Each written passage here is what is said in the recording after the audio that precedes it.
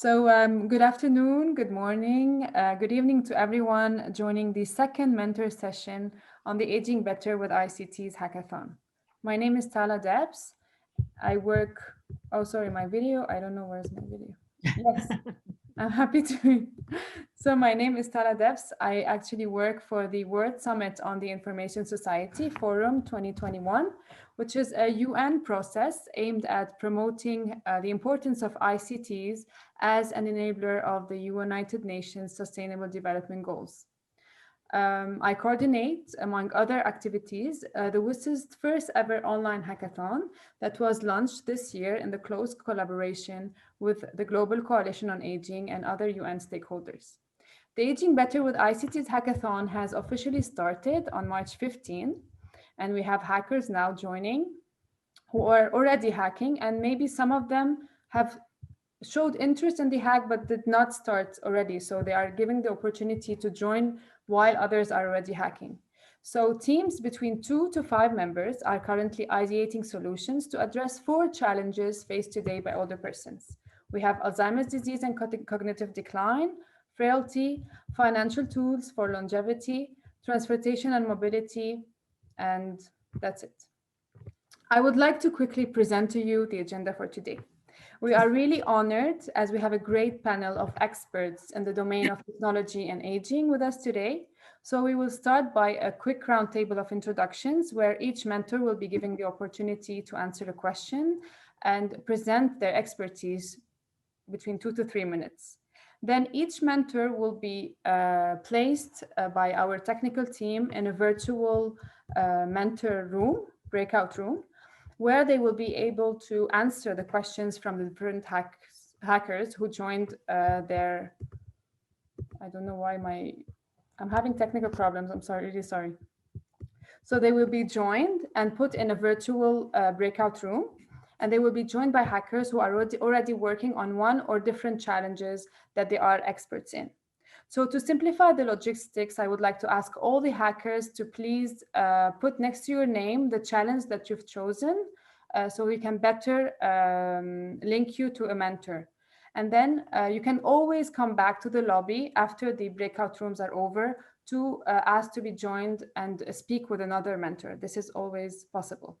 So I would like to give the floor to my colleague here, Nancy, I would like you to start by introducing our high-level panels of mentors. Thank you. Wonderful. Thank you so much, Tala. It's a pleasure to be here on behalf of the Global Coalition on Aging. Just a little brief introduction on who we are. We are a leading business group which focuses on the issues having to do with older people across the world. And we're involved in the dissemination of reports and the work with governments and with institutions and academics to try to raise awareness of some of the problems and some of the issues and some of the solutions that we're offering in this situation right now, where there is a huge demographic shift of more older people than younger people and more older people in general in the world. So with that in mind, we have, as Tala has said, joined forces with WSIS this year to co-sponsor this virtual hackathon. And the themes that were selected and have been selected all have to do with issues and challenges having to face older people across the world. And to do that, we've also enlisted a wonderful group of mentors that we're going to introduce some of them today, some of them who are participating in today's program. And I'd like to start with Karen. Karen Ketkin, who is the, among other things right now, the founder, and I'm going to the Gerian technologist, excuse me, did I do that correctly? The person who has combined gerontology and technology, sort of the ultimate person for this panel today. And for all the hackers, and Karen, I should tell you this, your age tech PDF is in our resources file so that people can see some of the work that gerontologist has done. It's really quite remarkable. Among other things, Karen has started her work years ago with Intuition Robotics, which was one of the first companies to have a social robot for older adults, and has since co-founded a company called Sensei AI, which developed the first audio AI solution for remote care monitoring. And she just keeps going on and on. And what she does with Age Tech now, the market map is identify all of the companies that she, that are in her mind past a critical clearance, having to do with aging and technology. So my question to you is, we have developers here wanting to find solutions and areas of opportunity. You're the person who's mapped this out, the market opportunities, for years now. What do you see as next on the horizon, and why? Thank you. I want to start by saying thank you so much for having me, Nancy, and I hope you all can hear me okay. I had connectivity issues at home, so I had to run to a cafe real quick to get on this call. And since I started doing the job technologist a few years ago, when I look at this ecosystem, I look at it both as an insider, as an entrepreneur working in startups and founding startups, and both as an outsider looking in for the general technologist. And what I see that's incredibly interesting is that because it's an emerging space, it's an emerging ecosystem, there are so many challenges that are still unsolved. So like the caregiving crisis is one of them, and people's wealth span is one of them. And there are obviously a lot of health related challenges and wellness related challenges that are definitely worth solving. And the way I see it, in many of the categories, and actually in most categories, there still isn't one huge solution that has won over the market. So it's very much a blue ocean for entrepreneurs.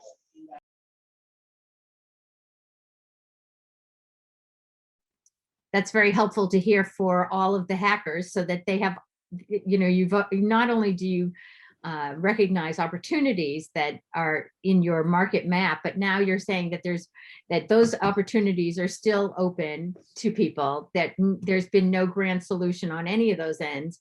And you mentioned in particular caregiving and health related challenges. And I think that's important to note here for the rest of our mentors and the rest of our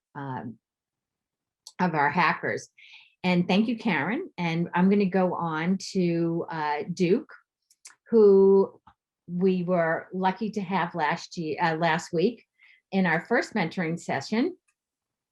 And we talked a little bit about your background and as a lawyer, and how you learned to get things done, especially in Washington. And so we spoke to you last week about your work and study of Alzheimer's, and we have many teams hacking on this theme. In addition to the development of therapeutics, which I think you addressed, how do you see technology impacting the diagnosis and treatment of Alzheimer's? And my question is, how will this give caregivers who need to be part of this solution? How will this help, caregivers? Well, lots of ways. What's probably most on my mind right now is helping caregivers understand what's going on with their loved one. There's a lot of ambiguity for someone whose family member, perhaps, or loved one is starting to show what they believe might be symptoms of cognitive decline or functional and cognitive decline. But in many cases, they're not really sure what they're seeing. And I think one of the things that people don't know is, well, is mom deteriorating in a way that I can be helpful? And so the need to assess someone's situation and the need to be able to understand the assessment, I think, is paramount. there's a fair amount of work. There's all sorts of scales and techniques and technology to try and do that assessment, but they're mostly in the hands of professionals and who, in some sense, encounter too late in the situation, or who are unable really to provide enough continuous assistance in understanding what mom is going through, and in turn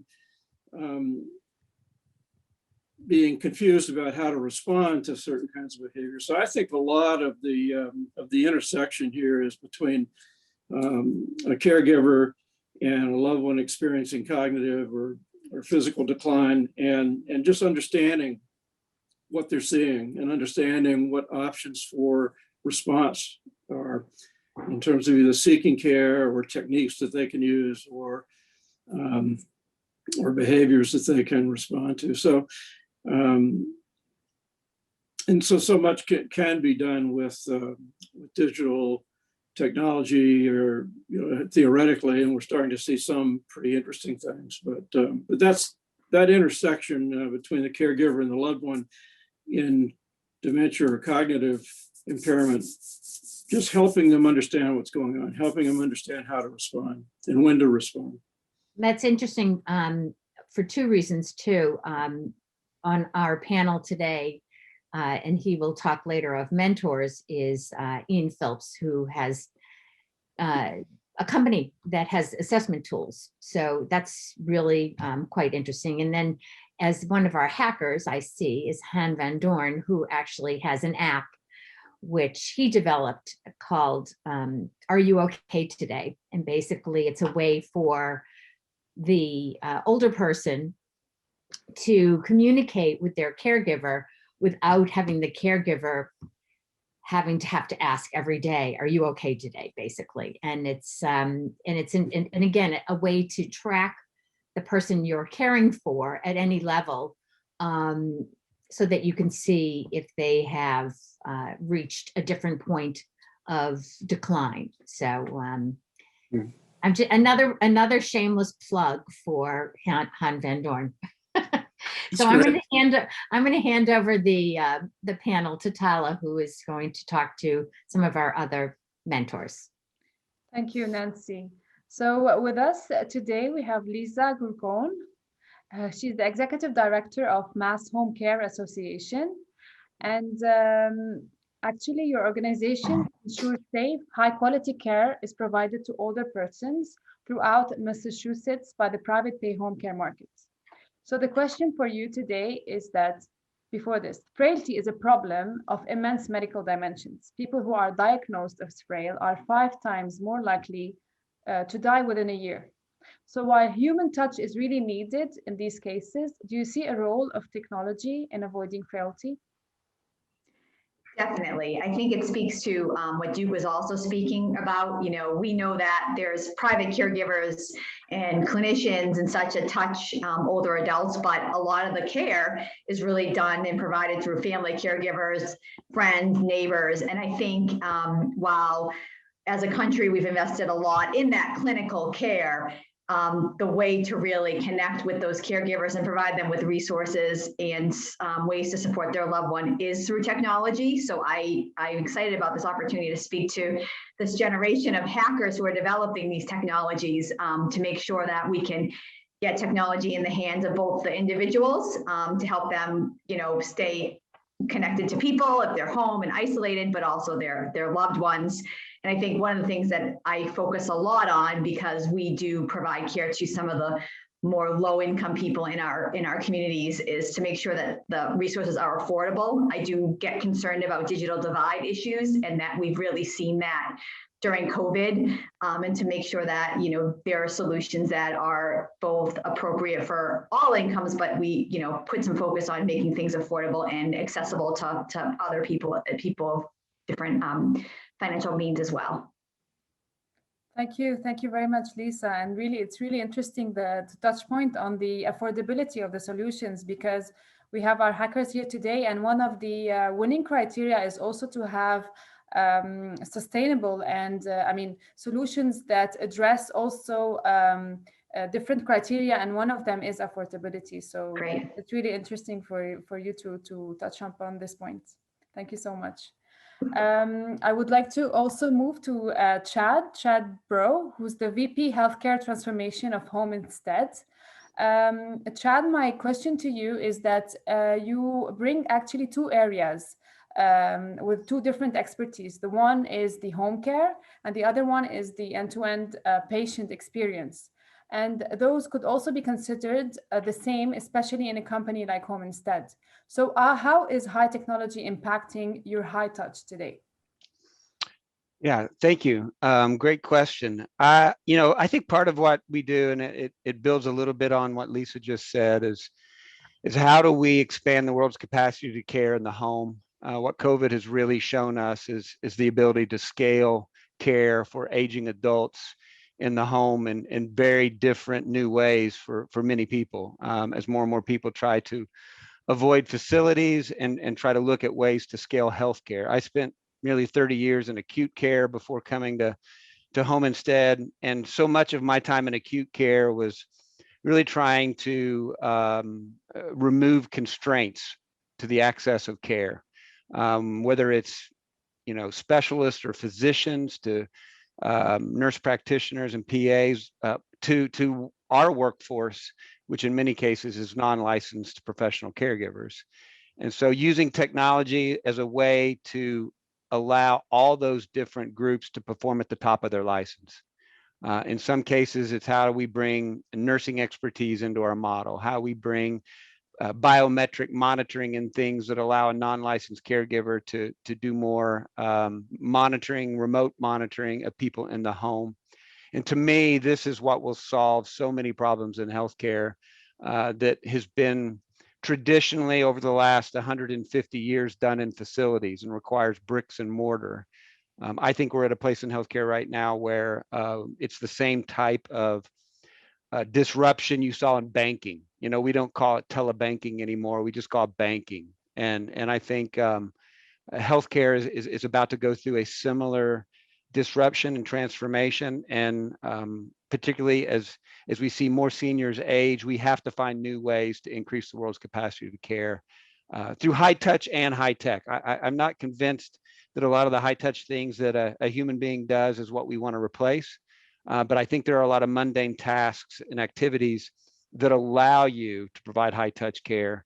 And those mundane things can be handled through tech. So that would be my plug for what you guys are trying to solve for today, and look forward to this conversation. Thank you so much for your insights. And I'm sure our hackers will be really happy to learn more from you. So I would like to hand over again to you, Nancy, to continue the discussion with our mentors.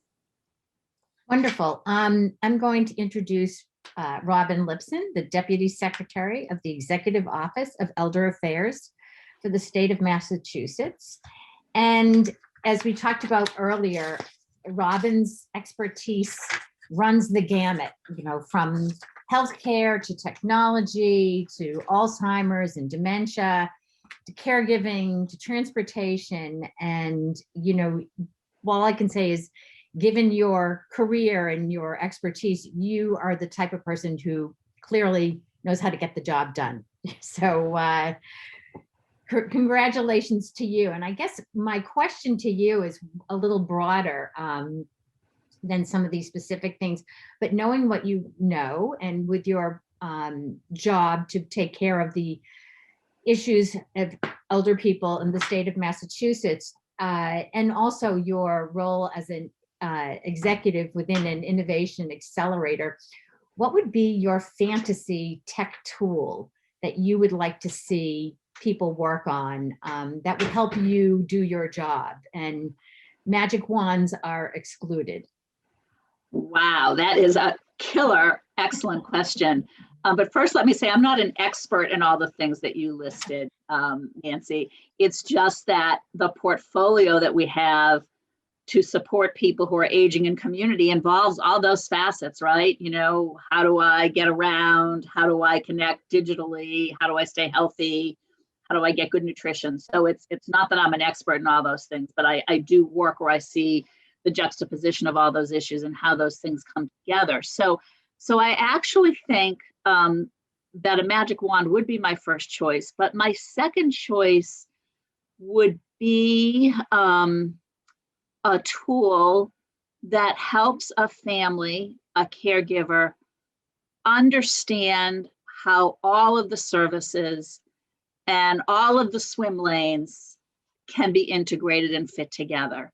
I think what happens is we have lots and lots of experts who provide lots and lots of support. And at the end of the day, it comes down to one or two people. Many of them are the kinds of caregivers that Lisa Gregoni just talked about, who are the folks who pull the pieces together. You know, it is great to have a nutritionally sound meal delivered to you every day, but it's much better if you can eat that meal in the company of someone, or if you have the facility with technology to talk to your grandchild or whatever it is. So for me, I think the secret sauce here is the integration. And I would encourage people, even though they have their area that they're passionate about, to really think about how it connects to the other areas in a way that's accessible and affordable to everyone. Very incredible response. And the reason I find it so wonderful is that what you've done is, as we say, hit the nail on the head. Life is integrated. You know, we can't keep siloing our lives for our life course into one area. And we see, especially as older adults, how everything is tied together, how loneliness and companionship has so much to do with your own health. And it can be precipitously impacted by people being lonely. And that's something that, of course, we've seen in terms of isolation through COVID. So the points that you make are very important, that when you look to solve one problem, there are multiple other facets in that problem and within that theme that will benefit by considering them also as part of that theme. So thank you for that insight. Which brings me to Ian Phil.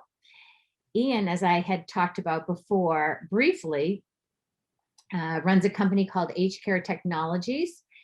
And he has, within other parts of his company, decided that it was very important, which is why he started this new company, to be able to assess the health of people and to train caregivers accordingly.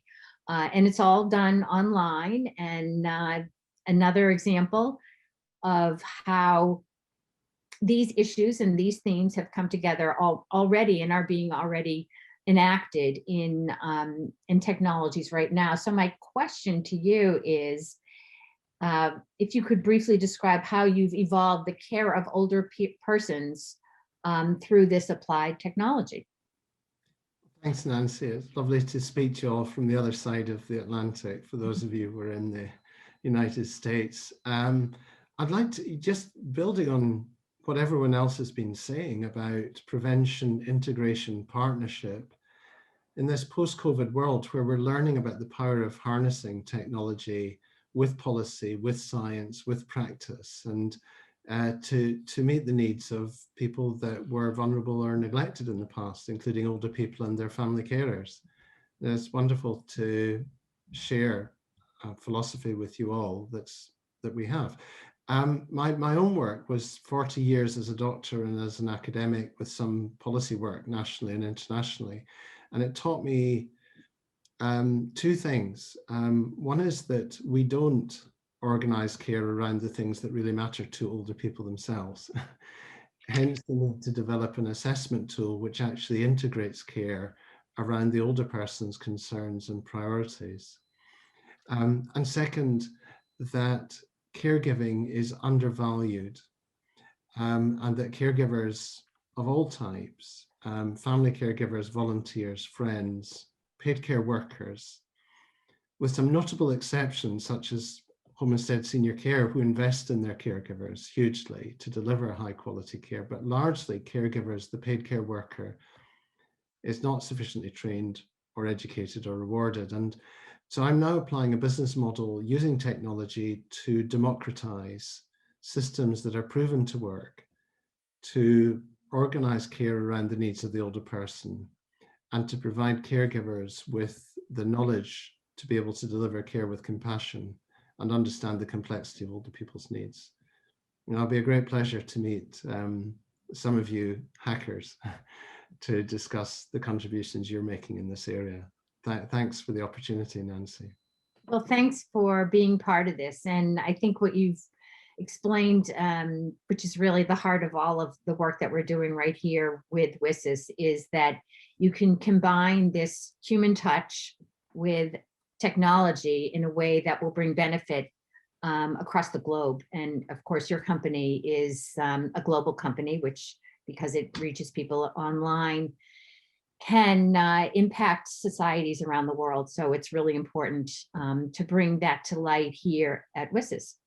So I'm going to turn, that's all our panel, and hopefully all the hackers have had a chance to get a little insight from each of you on what your specialties are. And I will turn the program back to Tala, who magically, with her colleague Karen, will manipulate everyone into rooms where you can speak directly to a mentor about what you're hacking on, and hopefully they'll be able to provide you with further insight. We also have a member of the team who can address specifically coding issues, because I'm not going to assign that to any of the mentors that we've brought in here, but we do have someone from Hacker Earth who is our platform partner, who can, if you have specific coding questions, can answer those. So Tala, I'm going to. Thank you, Nancy. So you've all been waiting for this moment. They've been sending in chats. When are we going to speak to the mentors? So they're so eager to speak with you. So on the Zoom platform, actually, next to, when you click on more, you can join a breakout room. So now I think the mentors are having pop-up screens asking them to join a breakout room. I think my colleague Karen is now asking you. And then we will invite hackers to the different breakout rooms where a mentor will be there. So Karen, can you start please with the mentors? And actually each mentor will be having someone from either the GCOA team or the WSIS team helping them in any questions or technical problems. So don't worry, we'll hear. And at the end of the session, everyone will be invited. Technically, actually, all the breakout sessions will close, and all of you will be invited to be again in this lobby to conclude today's session. So Karen, let me know when you need any. So I think a lot of people have not specified what they want to ask. So